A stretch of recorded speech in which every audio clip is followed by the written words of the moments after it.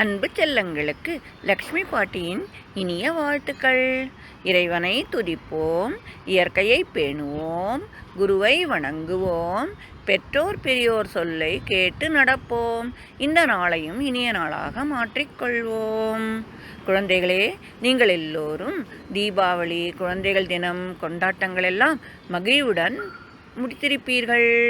அத்துடன் 10 குறள்களையும் மனனம் செய்து ஒப்பித்திருப்பீர்கள் என்று நம்புகிறேன். இன்று அடுத்த குறளை காணலாமா? இன்றைய கதை. குஷால் என்பவன் ஒரு நாள் மாலையில் அவசரமாக சாப்பிட்டு கொண்டே இருந்தான். மாலை சிற்றுண்டியை சாப்பிட்டு கொண்டிருந்தான்.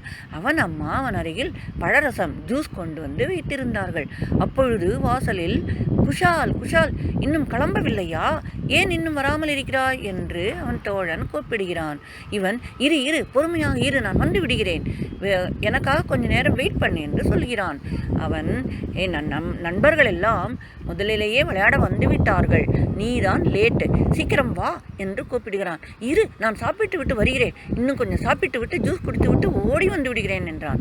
உடனே அவன் அண்ணன் அங்கிருந்து வந்து இவன் முதுகில் தட்டி, ஏய் குஷால், என்ன செய்து கொண்டிருக்கிறாய்?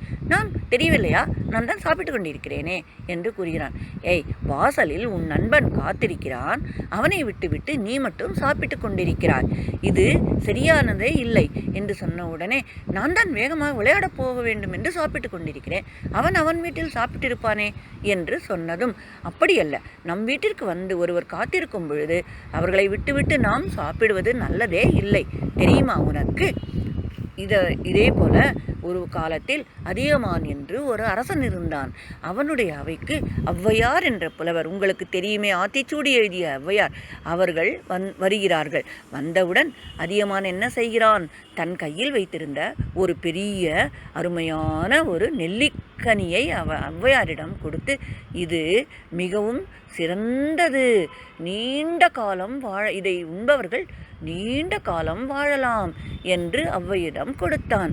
ஔவையார், அப்படியென்றால் நீதான் அரசன் தானே, மக்களை காக்க வேண்டும், நீ நீண்ட காலம் வாழ்வதற்கு இதனை நீயே சாப்பிடேன் என்று சொல்கிறார்கள். அதுக்கு ஐயமான் சொல்கிறான், இல்லை ஔவையாரே, நான் சாப்பிட்டால் சிறிது காலம்தான் மக்களுக்கு நன்மை செய்ய முடியும். நீங்கள் இதனை அருந்தினால் பல காலம் நீங்கள் பல நூல்களை எழுதி மக்களுக்கு தேவையான நல்ல கருத்துக்களை சொல்லி வைப்பீர்கள். அதனால் உங்களுக்கு தான் இது மிகவும் பொருந்தும் என்று சொல்லி ஔவையாரிடம் கொடுத்து விடுகிறான். இதனால் ஔவையார் சொல்கிறார், ஆகா, என்னே உனது பெருந்தன்மை, நீடூழி வாழ்க என்று வாழ்த்திவிட்டு சென்று விடுகிறார். இதன் மூலம் நமக்கு என்ன தெரிகிறது? வள்ளுவர் ஒரு குறள் சொல்லியிருக்கிறார். அதாவது விருந்தோம்பல் என்ற அதிகாரத்தில் 10 குறள்கள் சொல்லியிருக்கிறார்கள்.